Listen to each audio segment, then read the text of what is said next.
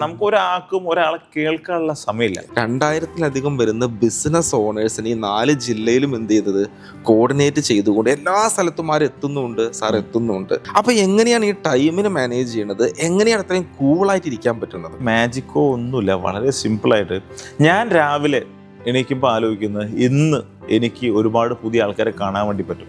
അവരെ കാണാൻ പറ്റുന്ന സമയത്ത്, ഒരാളെ കാണുന്ന സമയത്ത്, നമ്മൾ സംസാരിക്കുന്ന സമയത്ത്, ഒരു ഷെയ്ക്ക് ഹാൻഡ് കൊടുക്കുന്ന സമയത്ത് അവരെ കയ്യിലെ എനർജിയാണ് സത്യം പറഞ്ഞാൽ നമുക്ക് കിട്ടുന്നത്. അപ്പൊ ഇവിടെ ഇത്രയും വളരെ പോസിറ്റീവായിട്ട് ചിന്തിക്കാനുള്ള ഒരു കാര്യം എന്ന് പറഞ്ഞാൽ, ഇങ്ങനെ കുറെ ആൾക്കാരെ കാണുന്ന സമയത്ത് നമ്മൾ ടെൻഷൻ ചെയ്യേണ്ട ഒരു കാര്യമില്ല. എന്ത് സാധനത്തിനുമുള്ള ഒരു സൊല്യൂഷൻ റെമഡി ഇവിടെ ഉണ്ട്. നമ്മൾ അൺനെസസറി ടെൻഷൻ എടുക്കേണ്ട ഒരു കാര്യമില്ല. അപ്പൊ ടെൻഷൻ എടുത്ത് എന്താ സംഭവിക്കുക? ഒന്നും നടക്കാൻ പോണില്ലേ? ഇല്ല, ഒന്നും നടക്കാൻ വേണ്ടി പോകില്ല. നമ്മൾ കുറെ ഹറിബുരിയാക്കി കുറെ ബഹളം ഉണ്ടാക്കിയിട്ട് ഒരു കാര്യമില്ല. നേരെ മറിച്ച് അത് നേരത്തെ പ്ലാൻ ചെയ്ത് സംസാരിക്കും. ഇപ്പോൾ നമ്മുടെ ആൾക്കാർക്ക് വേണ്ടതാണ്. കാരണം നമുക്ക് ഒരാളെ കേൾക്കാനുള്ള സമയമില്ല. നമ്മുടെ എത്രയോ ആൾക്കാരുണ്ട്, ഒരു 5-10 മിനിറ്റ് അയാളെ മനസ്സിലെ കാര്യങ്ങൾ കേട്ട് കഴിഞ്ഞാൽ അയാൾക്ക് വളരെ കംഫർട്ടബിൾ ആയിട്ട് വർക്ക് ചെയ്യാൻ വേണ്ടി വരും.